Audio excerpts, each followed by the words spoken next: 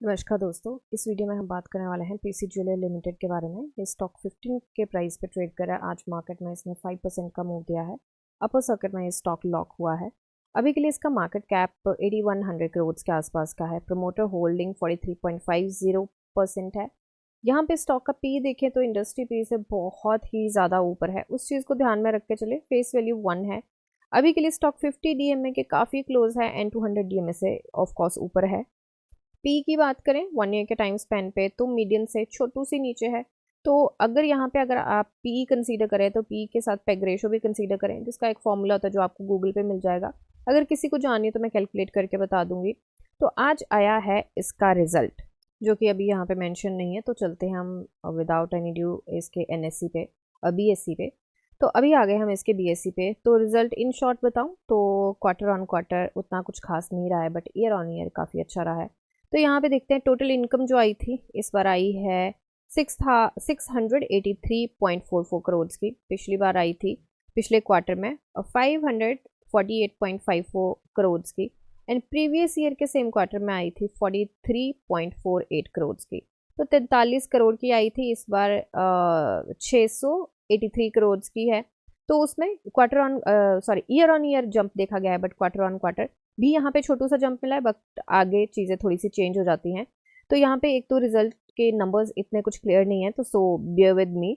अभी के लिए अगर हम टोटल एक्सपेंसेस की बात करें, टोटल एक्सपेंसेस यहाँ पे आ गए हैं हमारे 535.43 करोड़ के।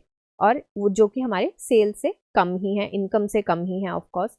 यहाँ पे हमारे जो टोटल यहाँ पे एक्सपेंसेस आए हैं 425.12 करोड़ के हैं, जो कि अगेन हमारे इनकम से कम है। और ये क्वार्टर ऑन क्वार्टर की बात है।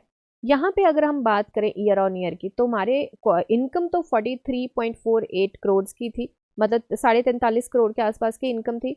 और 244.13 करोड़ के हमारे एक्सपेंसेस हुए थे, तो हमारा नेगेटिव में चला गया था वहाँ पे। तो उसकी वजह से हमारा इस बार रिजल्ट थोड़ा अच्छा है, क्योंकि एक्सपेंसेस इनकम से बहुत ही ज़्यादा थे। अभी के लिए अगर हम देखें profit before tax and everything जो है 148 करोड़ का रहा है। पिछली बार 123 करोड़ का रहा था। एंड प्रीवियस ईयर के ईयर ऑन ईयर देखे, प्रीवियस ईयर के सेम क्वार्टर में 200 करोड़ का रहा था लॉस में, क्योंकि 40 करोड़ के आसपास का तो हमारी इनकम थी एंड 244 करोड़ के आसपास हमारा उसमें एक्सपेंसेस थे।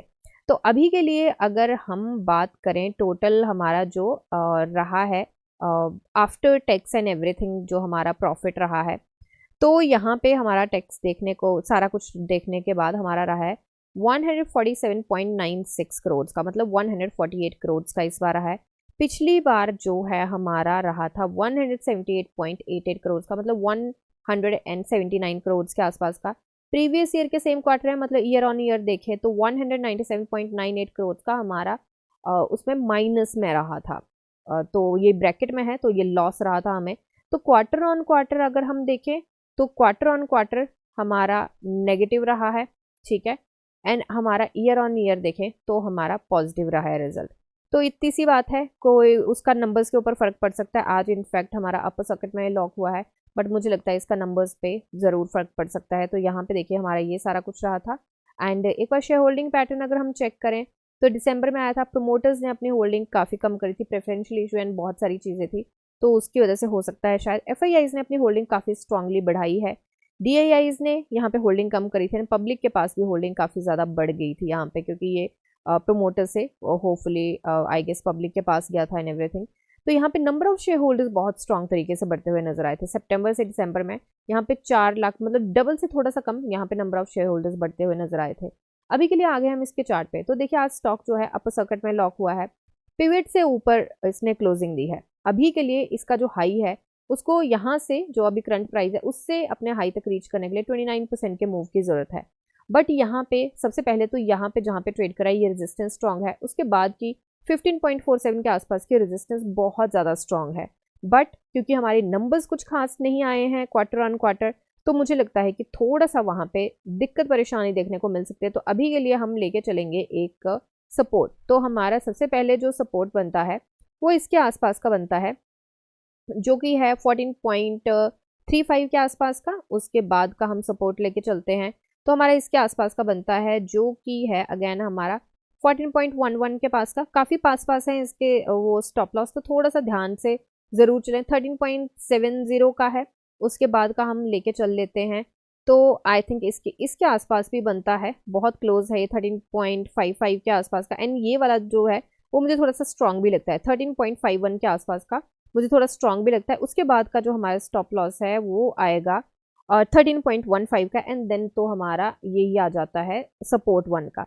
तो थोड़ा सा इस चीज़ को ध्यान में रख के चलें। बाकी आजकल देखने को मिल रहा है कि जो रिजल्ट आ रहा है उसके जो जो भी आ रहा है, अगर लॉस में है तो उसके अगेंस्ट भी स्टॉक्स काफ़ी जा रहे हैं, क्योंकि सा निफ्टी में एफआईआईज वापस आ गए हैं। तो यहाँ पे देखें, तो अगर ऐड नहीं आई तो मैं आपको दिखाऊंगी, तो ये देखिए ऐड नहीं आई अभी, तो एफआईआईज थोड़े से यहाँ पे देखने को मिला है हमें 809 करोड़ के आसपास की बढ़त खरीदारी देखने को मिली है। अगेन ऐड आ गई, तो हम चलते हैं इसके चार्ट पे। तो एक और निफ्टी का चार्ट में लेके चलूंगी। तो स्टॉप लॉस में इसलिए भी आपको बोलूंगी क्योंकि कई बार ऐसा हुआ है कि रिजल्ट बड़े अच्छे आए हैं, फिर भी हमें मूव देखने को नहीं मिला है, या ऑर्डर्स में आए हैं 2500 करोड़ के, फिर भी मूव नहीं देखने को मिला, इनफैक्ट डाउन मूव देखने को मिले हैं 4% के। तो उस चीज़ को थोड़ा ध्यान में रख के चलें। अभी के लिए निफ्टी जो है अपनी रेजिस्टेंस जोन में है, तो थोड़ा सा उस चीज़ को ध्यान में रख के चलें। और दूसरा आरएसआई जो है निफ्टी की वो है 56.66, तो ये भी थोड़ा सा 60 के पास हिकअप लेती है, तो मुझे लगता है कि उस चीज़ को थोड़ा सा ध्यान में रख के चलें तो ज़्यादा अच्छा रहेगा। वैसे यहाँ पे निफ्टी पहले अपना टेस्ट करके जा चुकी है, यहाँ पे पहले ये हाई बनाया था आरएसआई ने रिसेंट, उसके बाद उसको टेस्ट करके नीचे जाके करेक्ट होकर फिर ऊपर जा चुकी है, बट फिर भी मैं ये बोलूँगी कि थोड़ा सा सावधानी से ज़रूर चले, ठीक है। तो अभी के लिए कोई मैं बोलूँगी स्टॉप लॉस जरूर साथ में लेके चलें, कोई बाई सेल होल्ड की रिकमेंडेशन नहीं है। मिलते हैं नेक्स्ट वीडियो में, तब तक के लिए शुक्रिया एंड हैप्पी इन्वेस्टिंग।